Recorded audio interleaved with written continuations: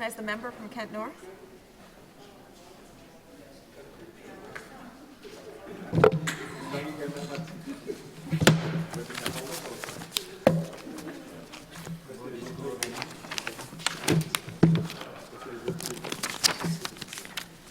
Merci, Madame la Présidente.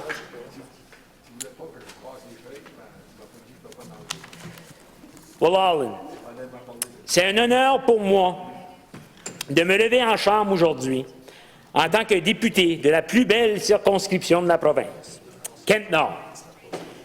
Je sais que tous les députés diront la même chose de leur circonscription, et je ne les blâme pas. Mais Kent-Nord est réellement une circonscription exceptionnelle. D'abord, Kent-Nord, situé sur des terres non cédées du peuple Mi'kmaq, est un lieu de rencontre des cultures, un endroit où le vivre ensemble, pas toujours facile, a forcé des discussions, des rapprochements, des liens, des unions et surtout un dialogue. Un dialogue de nation à nation à nation qui perdure encore aujourd'hui et devra continuer pour toujours. Comme partout ailleurs, nous pourrions faire mieux encore, mais on y travaille, avec les hauts et les bas que ça représente. In Kent North, we have learned that when we come together, we go further. It might go a bit slower, but we can go so much further.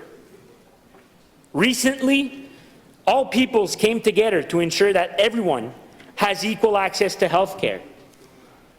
And Madam Speaker, we won. In 2013, we wanted to ensure a sustainable future for generations to come by saying no to a corporation that wanted to rip apart our environment for the sake of profit. Madam Speaker, we won. Melginag Mawiomi. In union is strength. L'union fait la force. Chez nous, on le vit ça. On le respire. Et quand on fait des avancées collectives, c'est parce que nous l'avons mis en action.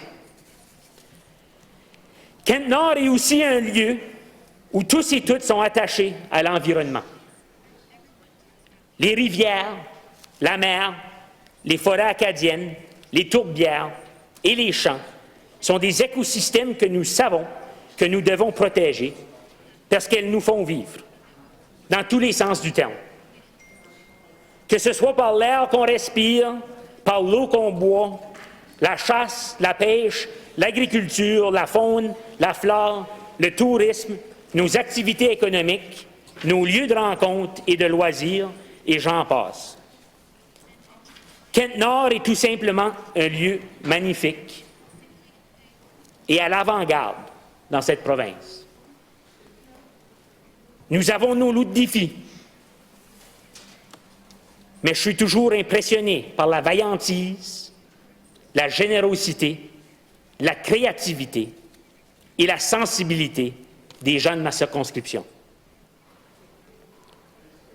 Je veux remercier de tout cœur les citoyens et les citoyennes de la circonscription d'avoir cru en moi pour les représenter à l'Assemblée législative du Nouveau-Brunswick pour un second mandat. Je veux aussi remercier tous ceux et celles qui ont travaillé sur ma campagne. Je ne peux pas toutes les nommer, mais ils se reconnaîtront. Je veux aussi remercier les autres candidats. Bertrand Leblanc, qui reste un ami. Un ami avec qui, après la première fois que j'ai été élu, m'a aidé à comprendre les différents dossiers qu'il y avait dans ma circonscription, m'a aidé à faire les bons contacts. Parce que pour Bertrand, le numéro 1, c'était que les citoyens et les citoyennes de Kent-Nord continuaient de se faire servir. Et ça, je lui en serai toujours reconnaissant. Je veux aussi remercier Stephen Robertson et Roger Richard, qui se sont aussi présentés, qui j'ai eu la chance de faire une drôle de campagne avec.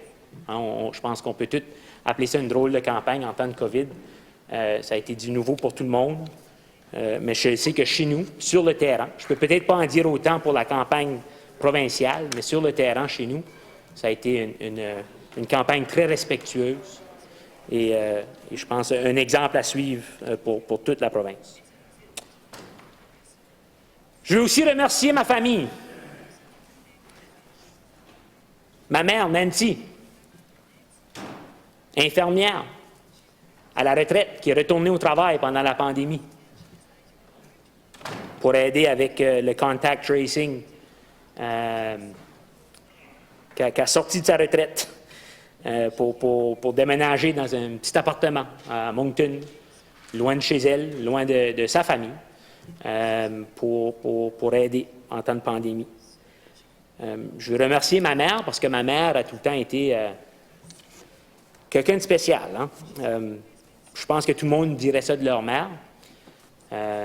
Mais comme vous le savez, chers membres de l'Assemblée, je suis quelqu'un qui aime pousser des limites. Je suis quelqu'un qui aime pousser des limites. Je suis quelqu'un qui aime essayer de nouvelles choses. Je suis quelqu'un qui n'a pas peur de défier l'autorité, de poser des questions. Puis je ne ferais pas ça sans ma mère. Je ne ferais pas ça sans ma mère, puis je pense qu'en fait, j'aurais probablement été la même chose, mais peut-être pas d'une façon aussi positive. Puis ma mère m'a définitivement aidé tout au long de ma vie à prendre cette énergie-là que j'avais, que beaucoup de jeunes ont. Je pense que beaucoup de jeunes dans nos écoles qui sont décrocheurs, comme je l'étais, je n'ai pas honte de le dire, j'étais un décrocheur scolaire. J'ai souvent retourné à la maison et demandé à ma mère de me laisser lâcher l'école, ce qu'elle ne m'a pas laissé faire. Je suis bien reconnaissant de ça. Mais qui m'a toujours aidé à prendre cette énergie-là et de la transférer vers quelque chose de bien pour aider les gens. Je veux aussi remercier mon père, André, que depuis sa retraite, autre que jouer au golf, sa priorité numéro 1, c'est la famille. C'est d'aider ses 4 garçons, nos enfants, nous autres. Puis sans mon père, il y a beaucoup de choses qu'on fait qu'on ne serait pas capable de faire parce qu'on n'aurait pas le temps. Puis mon père qui m'a toujours appris à re-questionner aussi mon rôle dans la société. Comment, encore une fois, faire du bien. Mon père, qui est un gendarme GRC retiré, nous a aussi permis de voyager partout au Canada avec mon frère Éric, Mathieu et Alex, que je remercie aussi. Je veux remercier Jean-Eudes et Holly, mes beaux-parents, qui habitent tous deux près de la maison. Que vous le savez, je pense que tous les membres qui ont des enfants ici comprennent la difficulté que c'est de partir et de venir ici à Fredericton. Et donc, moi qui laisse mon épouse, les enfants à la maison, eh bien, je veux remercier mes beaux-parents, premièrement, pour tout le support qu'ils nous donnent, les belles discussions qu'on a aussi autour de la table. Mon beau-frère Patrice, cela étant dit aussi, bon, Rebecca, mon épouse, qui vraiment est une source d'inspiration incroyable au niveau du travail qu'elle fait à la ferme, qui est capable de comprendre que j'arrive de Fredericton stimulé par les activités qu'on prend part ici. On arrive, on est dans un monde qui va très rapidement. On est dans la lecture de documents, dans la réaction, dans l'écriture et tout ça. Puis des fois, ça arrive, je suis certain pour d'autres membres aussi, on arrive chez nous le vendredi, puis on n'est pas complètement décroché. Même si on a conduit 2 heures tout seul dans l'auto, on n'est pas complètement décroché. Puis ça, je veux remercier mon épouse de comprendre ça et de me soutenir dans décrocher. Puis de me ramener à passer du temps avec mes 2 enfants que j'adore, Hugo Hugo et Aube. Hugo qui est petit gars bien spécial, la tête aussi dure que moi et que sa mère. Fait que ça va faire tout qu'un caractère. Puis Aube qui commence à démontrer sa personnalité. Puis des fois, je me dis, je pense qu'elle va peut-être être pire que Hugo. Fait que ça va être une beauté à voir grandir. Je veux remercier mes amis Pierre-Olivier, Geneviève, Philippe, qui sont aussi là pour soutenir et tous les gens qui œuvrent autour là, de la coopérative Ferme Terre Partagée, qui est vraiment notre groupe d'amis. Vous le savez, en tant que fermier, on est souvent sur la terre et donc on a peut-être des groupes d'amis qui sont plus restreints en temps normal à cause du genre de travail qu'on fait, de travailler cette terre-là. Fait que ça, je veux dire que la réélection, les gens de Kent-Nord, c'était vraiment un moment extraordinaire et tellement émouvant de savoir que les gens veulent continuer sur le travail que nous avons continué ensemble. Je dis ensemble parce que les gens de Kent-Nord, sans les gens de Kent-Nord, je ne serais pas ici. Bien sûr, j'ai mes idées que je défends, ma vision de la société dont je fais la promotion, ma quête de vouloir comprendre les problèmes à leurs racines et d'agir dans l'intérêt du bien commun. Mais d'abord et avant tout, je me trouve en tant qu'amplificateur des bonnes idées qui proviennent des citoyens et des citoyennes de ma circonscription.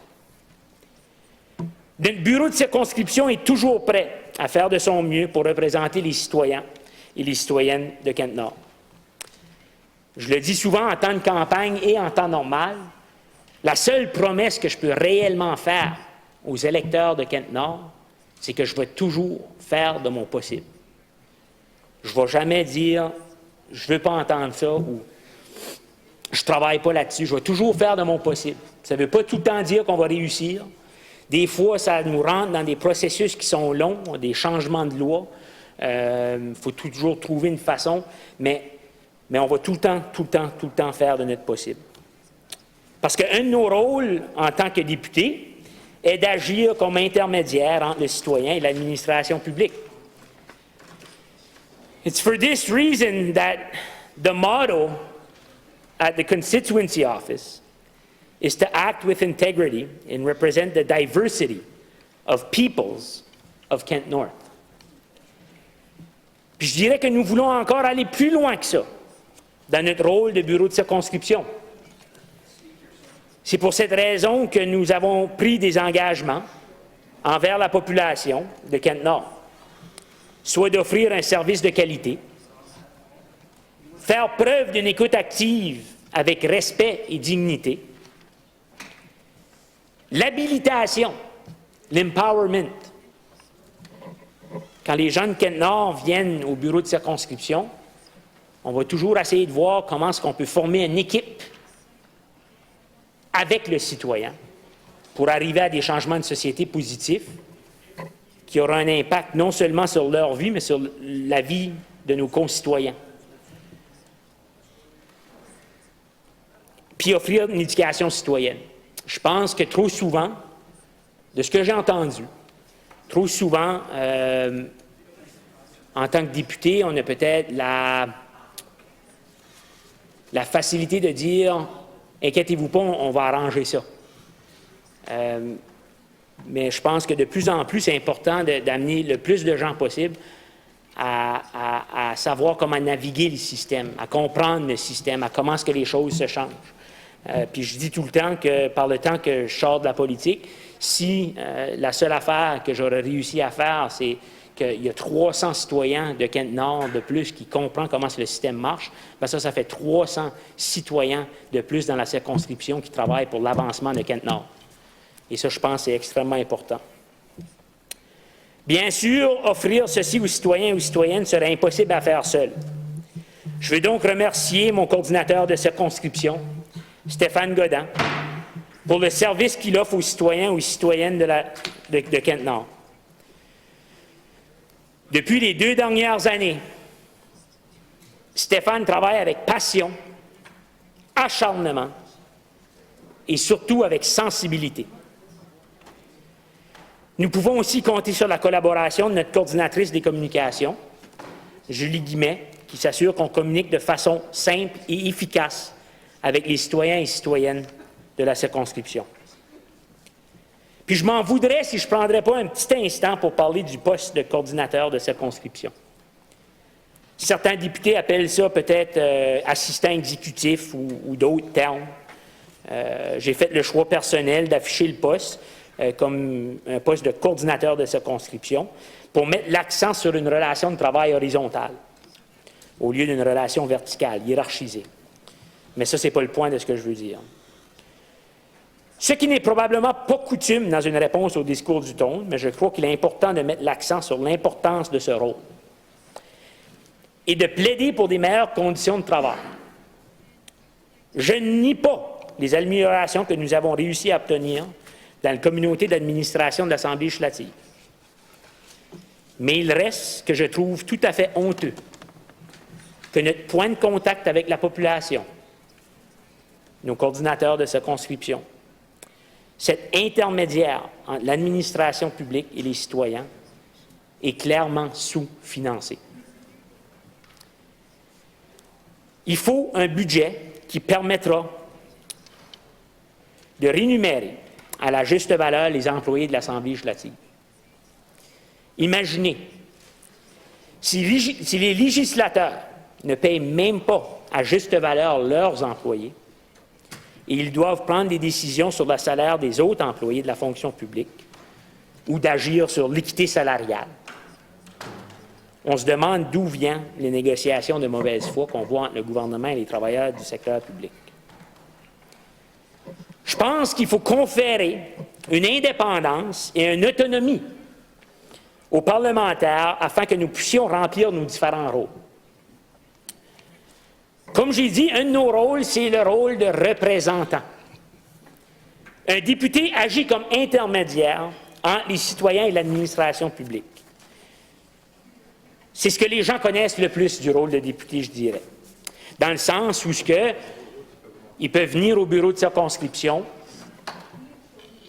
avec un problème. Puis je pense que les députés, peut-être en région rurale, ont une différente réalité, je crois, c'est-à-dire que souvent nous sommes le seul point de contact dans la région avec le gouvernement provincial.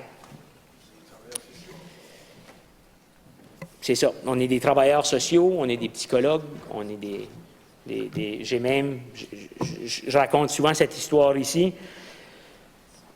Le premier cas, après mon élection de 2018, le premier cas qui est rentré de mon bureau, c'était une personne qui avait perdu le mot de passe pour entrer sur son courriel. Mais il n'y avait pas d'autre place à y aller pour essayer de comprendre ça. Donc, il est venu au bureau du député. Puis, on ne refuse jamais personne chez nous. Qu'est-ce qu'on a fait? On a aidé cette personne-là. Mais à cause de ce rôle important-là dans nos communautés, c'est pour ça que, dans le fond, je suis en train de dire qu'il faut bien financer le service qu'un député peut offrir. Et donc, comme intermédiaire, de s'assurer que les citoyens sont traités avec respect par le gouvernement, avec dignité, avec équité. C'est un rôle qui est très important. Mais on a aussi d'autres rôles en tant que parlementaire qu'on semble avoir oubliés dans cette politique qui est devenue extrêmement partisane. On a le rôle de contrôleur. Un député, c'est un contrôleur. Lorsqu'il examine les actions du gouvernement, les députés remplissent leur rôle de contrôleur. Ce rôle consiste à s'assurer que les intérêts de la population sont bien protégés. Fait que ça, c'est notre travail, surtout en comité, en période de questions. Mais on a aussi le rôle de législateur. L'activité première du député est d'étudier, d'analyser et de voter des projets de loi. Ce rôle se joue en plusieurs étapes, que ce soit à l'Assemblée législative, que ce soit en comité, mais un projet de loi deviendra une loi officielle à franchir toutes les différentes étapes. Et donc, on a ce rôle-là, et je plaide aujourd'hui. Je pense que je peux le faire au nom de tous mes collègues. J'espère, du moins, pour une indépendance, une autonomie, de remplir ce rôle-là. De remplir le rôle au niveau de notre recherche, de notre capacité à avoir un impact sur les projets de loi. Ce n'est pas tout ce qu'on dit et tout ce qu'on fait qui est partisan. Il y a beaucoup du travail qu'on fait, on le fait de bon cœur, pour les bonnes raisons, pour changer des choses. Puis à chaque fois, je le vois souvent dans la Chambre, ça m'attriste tout le temps de voir des gens rire ou des gens dire qu'on essaie de ralentir le processus démocratique. Mais le processus démocratique n'est pas un processus qui est très rapide. Parce que ça a un impact sur beaucoup de gens.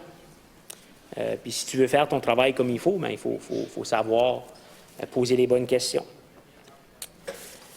Donc, comme je disais, je pense que je parle pour plusieurs députés en disant que je pense qu'il est le temps qu'on redore le rôle du parlementaire et qu'on ramène ce rôle-là. Puis je pense que la province irait beaucoup mieux si on le ferait. Ça, c'est une question de structure, c'est une question d'attitude. C'est pas une question d'un projet de loi. C'est pas un projet de loi qui va faire ça. Ça, c'est vraiment au niveau du respect qu'on a pour cette institution ici, qui va au-delà du simple théâtre. Puis je ne veux pas dire ici que je suis meilleur qu'un autre.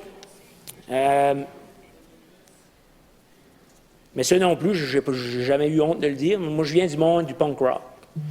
Quand j'étais jeune, puis en grandissant, ben, j'ai grandi en apprenant à questionner puis à pousser les limites, comme je disais tout à l'heure dans le débat. Puis je pense que j'invite mes collègues à écouter du punk rock. Ouais. Ou essayer du moins de voir que quand on pousse les limites, c'est pas tout le temps pour créer de la bisbille. On pousse les limites souvent pour des excellentes raisons. Il y en a qui le reconnaissent, puis il y en a d'autres moins. Mais ça, j'espère que dans les prochains 4 ans, ensemble, puis là, je ne vous parle pas en tant que député du Parti libéral ou député du Parti conservateur ou du People's Alliance ou des Verts, je nous parle en tant que parlementaire. Puis la raison pourquoi je rattache ça au débat du discours du trône, c'est parce que je me rappelle dans le premier discours du trône du gouvernement Higgs en 2018, le premier ministre avait fait allusion qu'il voulait redonner un pouvoir aux parlementaires, il voulait redonner un rôle important à l'Assemblée législative. C'était écrit, mais en action, ça ne s'est pas fait, ça ne s'est pas concrétisé. On ne siège pas beaucoup. On voit que le premier ministre voit le processus législatif comme quelque chose on va le dire en bon français, quelque chose de tannant. Puis, c'est pour ça que je rattache ça au discours du trône, c'est que j'aimerais ça, honnêtement, en tant que parlementaire, qu'on se soutienne là-dedans. La pandémie, elle a eu un impact sur notre travail, sur nos citoyens, nos citoyennes. Moi, j'ai vu l'impact dans ma circonscription. Vous l'avez certainement tous vu. pour moi, ça a été une amplification des cracks dans le système. Habituellement, tu as quelques personnes qui passent à travers des cracks du système, puis on est à les aider beaucoup. Mais là, on a vu beaucoup plus de gens passer dans les cracks du système et d'essayer de régler ça. On voit que ce n'est pas juste des pansements que ça nous prend, c'est des changements structurels. Ça va prendre beaucoup plus de temps que juste une réponse rapide à une pandémie. Je pense que la pandémie nous a démontré que le retour à nos sources communautaires était primordial dans la vision qu'on va se donner.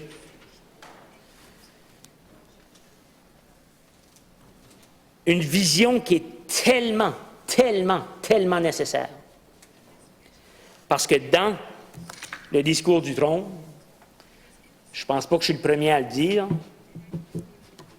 il y a zéro vision. Il n'y en a pas.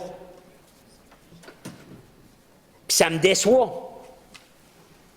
Ça me déçoit. J'allais pour écrire, quand j'écrivais mon discours, tu lisais le discours du trône, tu te disais, qu'est-ce qu'il y a à critiquer? Il n'y a rien dedans.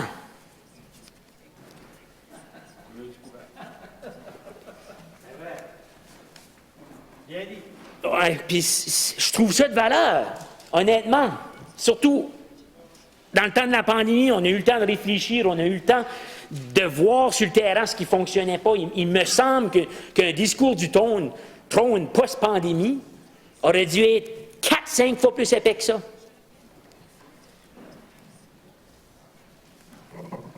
Je trouve tout le temps difficile de voir des solutions qui sont proposées. Puis ça, vous me voyez sur les médias sociaux, ou en personne, ou dans la chambre, critiquer des fois des intentions ou des projets de loi ou des motions qui sont amenés devant la Chambre. C'est pas que au niveau de ce qui est écrit, au niveau de la substance, qu'elle n'est pas bonne. Mais je pense que quand même, depuis très longtemps, on peut dire depuis les années 80, les partis donc traditionnels, conservateurs et libéraux, prônent depuis très longtemps un système économique néolibéral et que beaucoup de ces problèmes qu'on a dans la société aujourd'hui viennent du fait qu'on continue de pousser ce système économique-là sans vouloir nécessairement le changer. Fait qu'à force de mettre des pansements sur des bobos sans vraiment aller voir à la racine puis d'essayer de comprendre, nos citoyens, nos citoyennes, c'est bien beau de dire qu'on va faire ci, on va faire ça, mais le changement n'est pas permanent. Puis ça, j'aimerais qu'on soit capable, puis j'aurais voulu que ça soit plus clair, c'est quoi la vision du gouvernement en termes de sa vision économique, parce qu'on ne la voit pas. Puis là, après ça, il y a du monde qui sort et qui dit ben, on ne peut pas parler d'idéologie.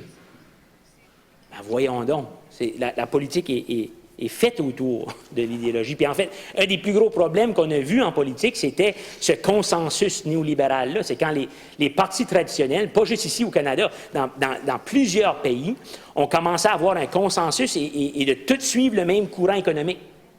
Et de tout mettre dans les franges tout le monde qui disait un peu le contraire ou qui proposait un changement. Puis ça c'est à la base un grand problème. Fait on a besoin de se donner une meilleure vision, puis je pense que la pandémie nous a permis de retourner à ces sources communautaires-là. L'importance de nos communautés, l'importance des économies locales, l'importance de la résilience, de bâtir la résilience du Nouveau-Brunswick, de bâtir des économies qui sont circulaires, qui viennent dans le fond avec de l'importation puis de l'importation. Mais tout de suite, on a du tunnel vision, comme ils disent. On voit juste une façon de faire. Puis ça, j'en parle parce que ça ne sert pas les citoyens de ma circonscription, Madame la Présidente. Cette vision de tunnel-là ne sert pas les gens de Kent-Nord. Le salaire moyen, le salaire médian de ma circonscription est de 23 000 $ par année, Madame la Présidente. Beaucoup d'emplois qui sont saisonniers. Puis après ça, le premier ministre qui sort, puis je l'ai dit en chambre, puis ils ont essayé de me dire qu'il n'a pas dit ça, mais il a clairement dit dans un article à CBC, il a traité les gens du Nouveau-Brunswick de paresseux. Pendant la pandémie. Puis les gens de ma circonscription, Madame la Présidente, Yvon Godin le disait mieux. C'est pas les travailleurs qui sont saisonniers, c'est les jobs qui sont saisonniers. On a permis aux entreprises de se développer d'une façon saisonnière à payer des salaires minimums et de ne pas partager la richesse qu'ils créaient avec les restants des gens de la communauté. On a tout permis ça à travers notre système économique, Madame la Présidente. Puis on a gardé la majorité de nos citoyens dans une pauvreté qui est systémique. Je pense que c'est une des ministres du gouvernement qui a dit « the working poor ». Puis ça, chez nous, j'en ai beaucoup, Madame la Présidente. Des gens qui travaillent, des gens vaillants, qui se donnent. Puis je ne les blâme pas, ces gens-là, de dire à un moment donné, je vais-tu aller travailler pour le salaire minimum ou je vais embarquer sur le chômage pour faire les rénovations sur ma maison moi-même parce que je ne peux pas afforder payer quelqu'un pour les faire. Fait que je vais embarquer sur le chômage puis je vais les faire, mes rénovations. Puis là, après ça, on a des leaders, des supposés leaders, Madame la Présidente, qui disent que ce monde-là sont lâches. Puis moi, c'est là où vous me pardonnez, Madame la Présidente. Bon. Cela étant dit, ce que je vois aussi au niveau de la pandémie, c'est qu'on commence à perdre la confiance de la population avec des incohérences. Puis ça, je vais le dire parce que je parlais de la pandémie. Puis dans le discours du trône, on parle de la fin, peut-être prévisible, un jour de cette pandémie ici. Mais je mets en garde le gouvernement de ne pas perdre la confiance de la situation, pas perdre la confiance de la population. Et il y a beaucoup d'incohérences qui devront être réfléchies parce qu'une des choses qui me fait le plus peur, Madame la Présidente, c'est si on perd la confiance des gens, ça va aller beaucoup plus mal que ça va et que ça a déjà été. Bon. Kent-Nord, comme je disais, une des meilleures circonscriptions de la province, des gens incroyables. On a vu il n'y a pas longtemps Sawyer Haney qui a gagné au comment est-ce qu'il appelle ça, Dragon's Den, avec son entreprise Country Liberty. On voit des jeunes qui reviennent, incroyables. Madame la Présidente. Des fois, on se demande chez nous, dans Kent, sincèrement, si on n'est pas la Gaspésie du Nouveau-Brunswick, la Gaspésie qui a connu un influx de jeunes qui sont revenus dans la région. On sent qu'il y a une énergie qui se renouvelle dans Kent-Nord, puis les gens en sont très fiers. Des gens de Kent qui sont partis ailleurs, qui ont décidé de revenir. Des gens qui ont été à Montréal, qui reviennent. Beaucoup de jeunes qui reviennent. Puis ça, c'est très positif. Puis ça, je dois sincèrement lever mon chapeau, en grosse partie, à la Commission de services régional Kent, Madame la Présidente, qui est citée comme un exemple autour de la province, comme une commission de services régional qui fonctionne à merveille. Puis il y a un grand travail qui est fait là par nos élus municipaux et nos élus régionaux qui fait en sorte que notre région a beaucoup de choses à être fière et a beaucoup de potentiel qui naît. Puis ça, c'est vraiment très important pour chez nous. L'agriculture reste un gros dossier. Comté de Kent a déjà été un lieu où il y avait beaucoup d'agriculture. On voit que les champs sont complètement vides. L'agriculture, une phrase seulement, Madame la Présidente, dans le discours du trône. Je n'ai pas le droit d'user ça comme propre, je crois.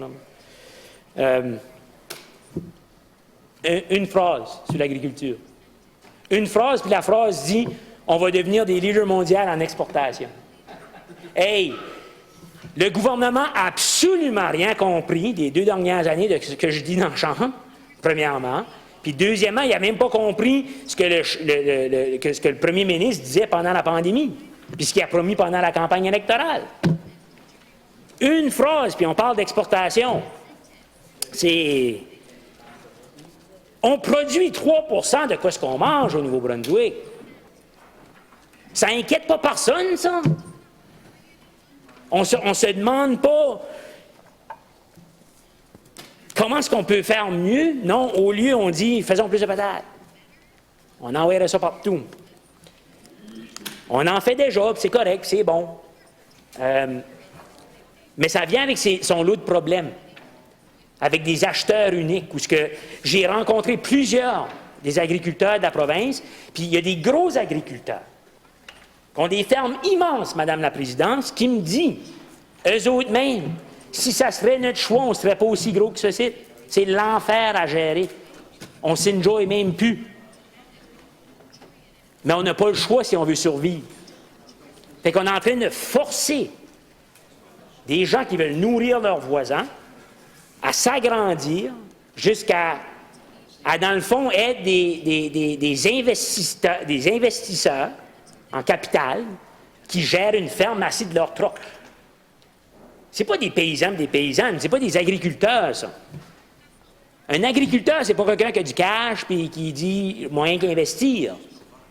Un agriculteur, c'est quelqu'un qui travaille la terre, qui a cette proximité-là avec la terre. C'est comme un pêcheur. Les pêcheurs l'ont compris, ça, Madame la Présidente, longtemps passé, quand on a parlé des propriétaires pêcheurs.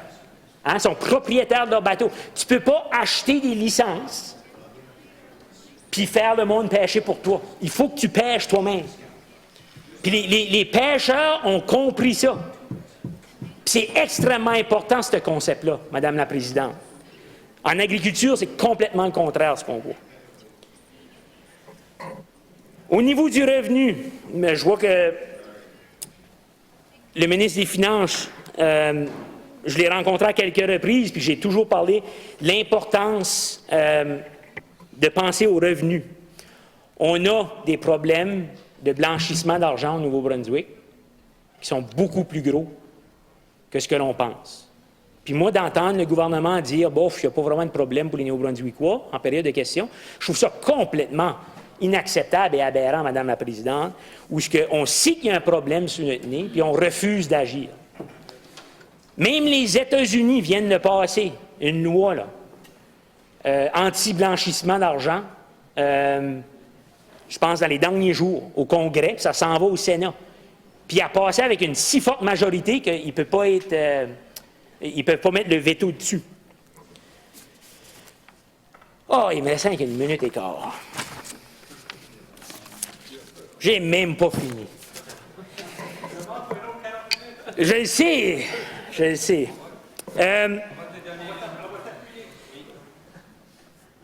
Vu qu'on va parler de gouvernance locale beaucoup, je vais prendre ma dernière minute, vous me couperez, Madame la Présidente, mais de gouvernance locale, là, c'est notre chance de redonner du pouvoir à nos régions. C'est une chance de décentraliser, Madame la Présidente, et de démocratiser le Nouveau-Brunswick. D'inciter la participation citoyenne. des budgets participatifs, des référendums. Puis il y en a qui vont peut-être dire c'est utopique, cette idée-là. Pas du tout. Puis s'il y a une place que ça peut commencer et se faire, ça va être dans la gouvernance locale. Et j'ai très hâte à ce débat-là, parce que je pense que cette réforme-là, à elle seule, si elle est bien faite, a la chance de lancer le Nouveau-Brunswick dans le 21e siècle, de nous mettre en avant de tout le monde. Et j'oserais dire, Madame la Présidente, elle pourrait être le point d'ancrage d'une révolution positive. Merci, Madame la Présidente.